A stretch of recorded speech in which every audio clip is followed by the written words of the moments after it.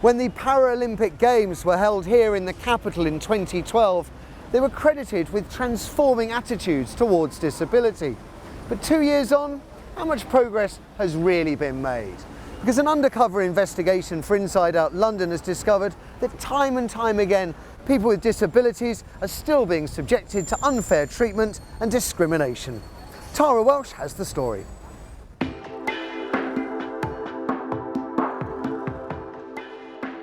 It was supposed to stop this. So you don't take guide dogs, no? No, we extra money. Extra money for a guide dog? Almost 20 years ago, the Disability Discrimination Act was introduced to make sure disabled people were treated equally. But has it happened? Do you have a ramp for this step? No, we don't. What we do, we carry the transaction for you. On the street? We find out if the law is working. Do we honestly feel that the law is there to protect us? And the answer will probably be not, because every day we're facing barriers, some of them extreme, some of them not so extreme, but equally are having a devastating knock-on effect. The things we all take for granted, like going for a coffee or using public transport, can still be almost impossible for some. We've been contacted by a number of people who say they still can't access some services in the capital. I'm about to meet two people who say they've really had enough. Christiana is a journalist who's been disabled since she was a baby, so has always used a wheelchair. How are you, Jenny? Good, how are you? I hate it if I'm in front of a restaurant and I just can't get in. Even so, there are only 1 or 2 steps, but that is enough for me not getting in. Reshi has retinitis pigmentosa. It means he's gradually going blind. He has very limited sight, but his guide dog Lana helps him get around. But the way they can be treated sometimes leaves him despairing. I am still a person that gets very frustrated. I've had to go to counselling. I've had to, admit to my boss at work that I wasn't coping. I travel a lot for my work, so I encounter a lot of issues.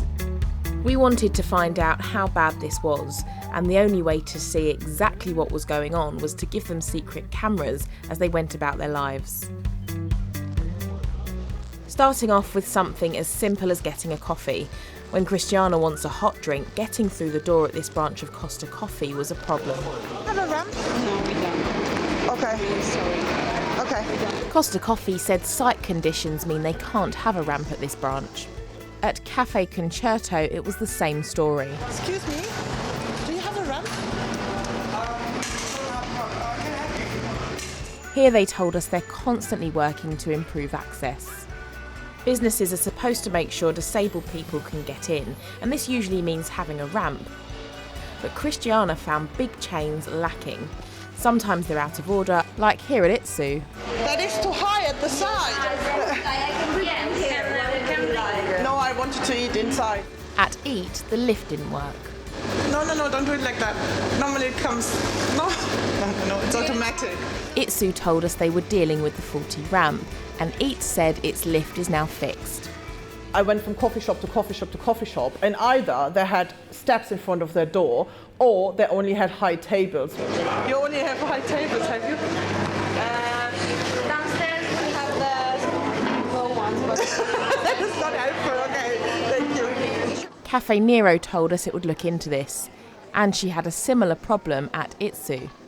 You don't have lower tables, have you? It's raining. They said all shops of the future would have lower tables. Eating on my lap or drinking my coffee on my lap, that is degrading. Here the seats are fixed in and can't be moved out, so her chair can't get under the table. It's against British law, you know that? Yeah. I will speak with the general manager. I will do it. When? I don't know. Chipotle say they've made adjustments to make this branch more accessible.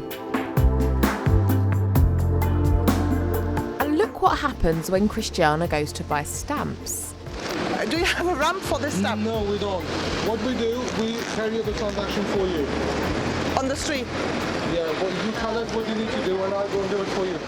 They need to know they are going to be sued and they will lose if they take that approach.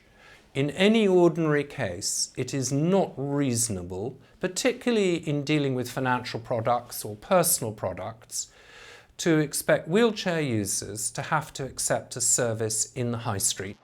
The post office says their plans for a ramp at this branch weren't approved by the council, but they are continuing to look at ways to improve things.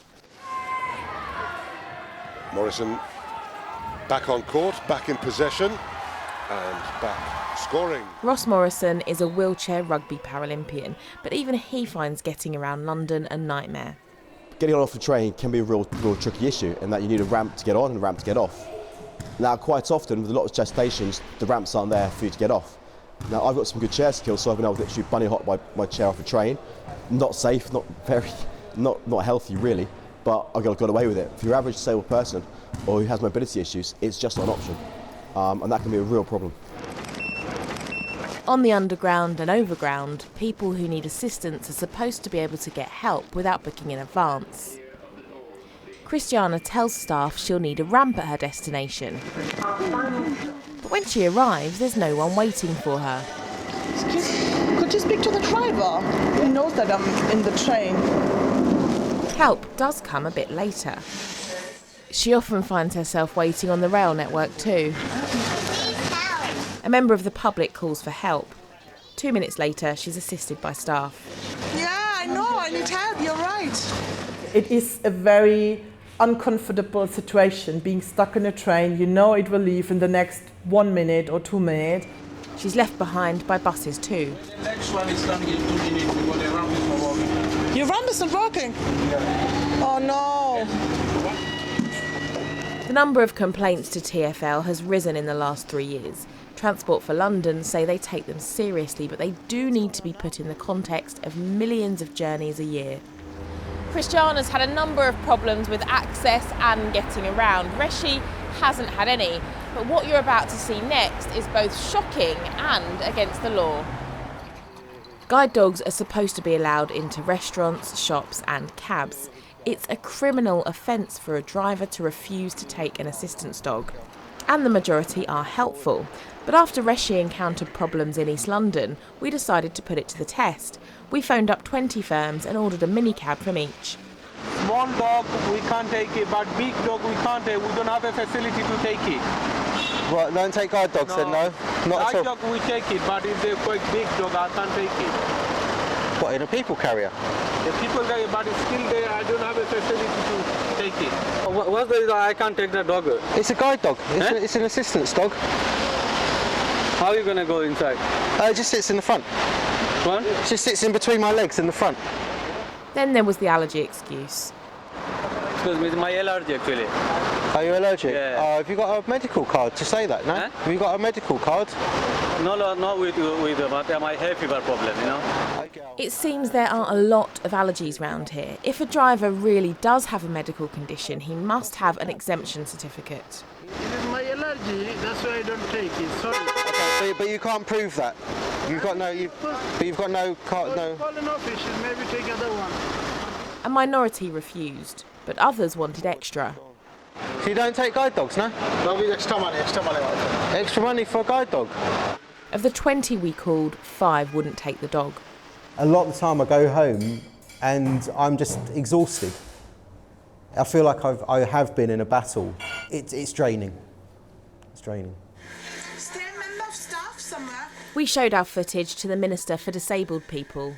I'm still completely perplexed by the taxi cab story, because I can't think of any plausible reason why they weren't able to take your researcher on his journey. So it is depressing. And so one of the things we need to do, though, is remember lots of firms do deliver good customer service. There are lots of good examples.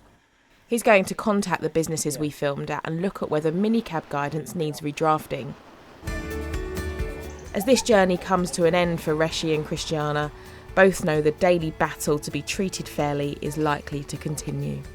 I have issues getting into shops and stores and whatever, but on the other hand, I also meet people which are very helpful and want to give me the best service. If somebody would have told me when I was fully sighted how difficult it would be, I would have been convinced they were lying. I wouldn't, it is a very different life.